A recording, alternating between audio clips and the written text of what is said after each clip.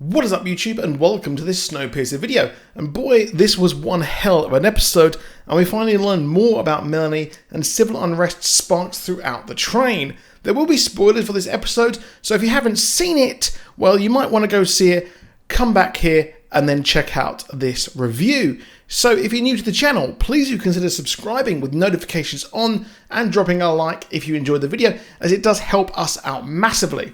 So we see the intro this week as we follow Bessie's security guard partner who was knocked out last week.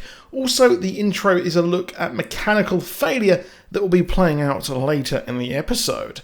The brakes are a big issue, and slowly but surely the train is falling apart. It's only been 7 years, but that has been in overdrive. The engineering dudes discuss the issue and also the elephant in the room of Melanie. Now, I couldn't quite make out what the driver was actually saying, but I thought he mentioned how Melanie took the train, which is curious. I think that Melanie was the one who designed the train and WILFORD funded it. What if she decided to take over as he wasn't running it that well? Or later in the episode, what if WILFORD wanted to be put in the lifeboat stasis pods? This episode was very well balanced, as the other story thread is that the third class are planning a strike which could cripple the train. This is all coming after Melanie as WILFORD decided to let LJ off for her crimes, and of course third would be furious about this. I still don't know what first class even do, they just seem very pointless. This is discussed with Jinju, who helps Melanie meditate, and I still think there is more to Jinju here. She is all over the train, and she is having her fingers in so many pies. That's not a pun, you disgusting little whelp.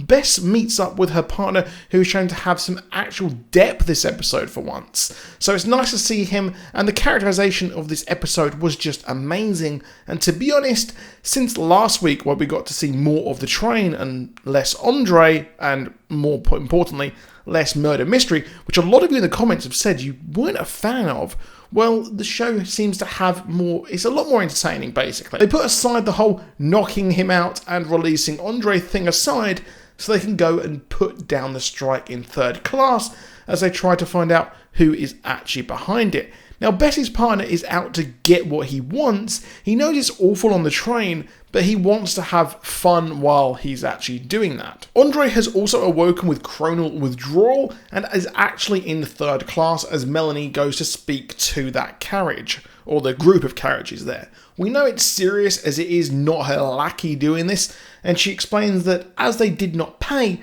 they are expected to work on the train.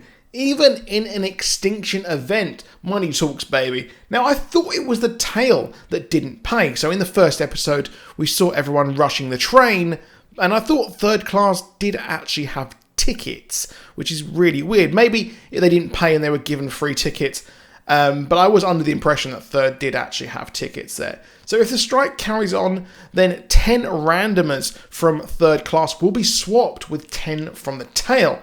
To be honest, third class looks alright, to be fair, but the oppression of the rich is just far too much, and the whole trial last episode exposed just what the real status quo is.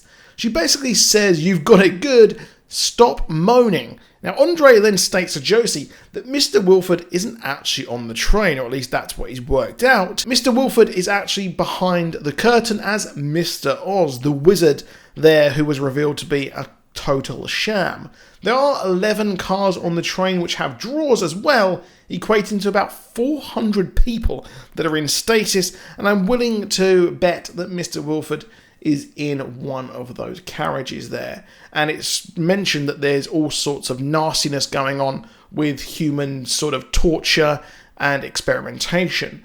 Melanie has also decided to actually put her training engineering hat on and has clearly missed actually being an engineer, as we've seen throughout all of these episodes. She starts to help with the brake, and the blacklist of the train is actually exposed, which is why the doctor has actually helped Andre. She is actually now the one also on the blacklist, just as Josie is, just as Andre is. So it's not looking good for any of them whatsoever. We also finally get to see the best character again in the show, the Russian breach specialist who is in the school car as Melanie goes to take a specific interest into Miles, who actually wants to be an engineer and gives him special assignments. Yes, that makes sense as Andre is actually a key figure with having Miles as a pawn. Yeah, that would actually mess with him majorly there. One major issue moving forward is how Andre's bae is now pregnant, and it was Audrey behind the strike on the train. We also finally get to learn just what is going on with the drawers. As we mentioned, they were blacklists, so Andre actually clashes with Josie and escapes everything and gets to go forward. He actually takes on Melanie fully, which I wasn't expecting, and he finally, or at least she finally explains what is going on in these damn drawers. The drawers are intended as a lifeboat.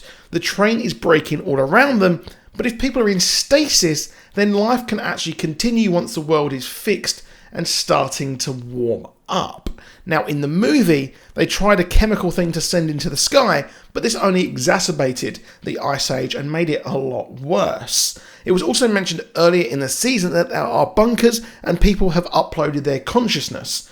So it's interesting. I think we may go beyond the train possibly next season, which would be really, really cool.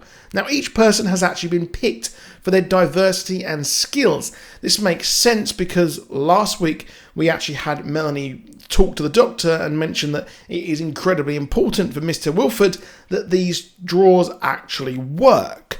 Now, could that mean that Mr. WILFORD is in the drawers and, well, it's absolutely imperative that he survives because he wants to go on and form a new society? I definitely do think that he would actually be in there, ready to restart society, because he is an oligarch, and these people who actually run massive companies, they're just awful people. I mean, Jeff Bezos hasn't even fixed world hunger yet, and he's pocket change. Yeah, but enough of the politics here. But moving on as well, she saves the day as the train in a spectacular fashion. It was actually going to derail and break over a canyon. The entire train were watching with a bated breath as the train is actually fixed. The engineers return to third class as heroes, which means the strike will not or has not happened, and the engine eternal moves on in revolution. But they get some beer and things like that. It's a huge PR win as we see Melanie grinning there like the Cheshire Cat.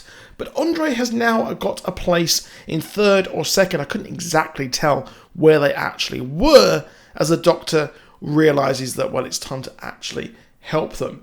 However, weirdly, Andre's decided now he loves Josie and they proceed to get down to Bone Town. All the while his other bae is actually pregnant. So it's a big awkward there for your boy Andre. It's just not going well. But Melanie also offers Miles a place as an engineer, and she has now got Andre's, arguably his most important thing in his life, in her pocket. Now, in the movie, there was a child who was sent to the front of the train, but he was just used to get to the small parts of the train's engine. This is much like the workhouses in the Industrial Revolution, where kids were tiny and used to get the shuttle from looms, which could risk death. Now, next week's trailer shows him being offered an option to go through a point of no return through a door. Could this be that sort of thing? We've already sort of seen the engine room kind of, but maybe we'll finally see the engine eternal here. But the status quo has returned to normal, but Andre knows the secret, and he will be spreading it next week as he's being hunted. So let me know what you think in the comments of this. Did you enjoy this video? And will you be watching next week? I've got a big, and I'm talking a 20-minute Inhumans retrospective video discussing where and why it went to TV and just what the hell happened and the failings behind the entirety of the Inhumans within the Marvel Cinematic Universe. So if you're interested in more deep dives like that, then please let me know down in the comments what kind of content you want to see. That means we probably won't get a video coming up on Tuesday, which is, well, tomorrow. But we will be doing a Doom Patrol video this week and our Agents of S.H.I.E.L.D. videos as well, along with Dark Season 3. But that's it for the video. I'll see you soon, and goodbye.